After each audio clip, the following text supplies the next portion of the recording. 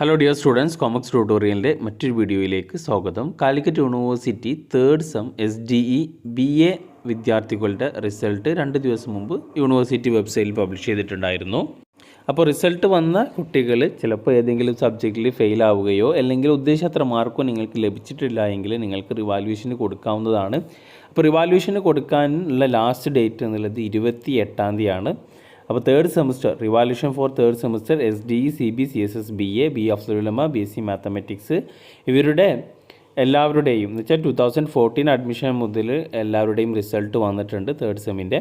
അപ്പോൾ അവർക്ക് ഏതെങ്കിലും സബ്ജക്റ്റിൽ നല്ല രീതിയിൽ എഴുതിയിട്ട് ഫെയിൽ ആയിട്ടുണ്ട് എങ്കിൽ, അതേപോലെ ഉദ്ദേശിച്ചത്ര മാർക്കൊന്നും ലഭിച്ചിട്ടില്ല എങ്കിൽ അവർ ഉടനടി റിവാലുവേഷൻ കൊടുക്കുക. റിവാലുവേഷൻ കൊടുക്കേണ്ട ലാസ്റ്റ് ഡേറ്റ് 28/12/2022 അപ്പോൾ പല വിദ്യാർത്ഥികളും ചോദിക്കാറുണ്ട് റിവാലുവേഷന് കൊടുത്തു കഴിഞ്ഞാൽ റിസൾട്ട് എപ്പോഴാണ് വരിക എന്നുള്ളത്.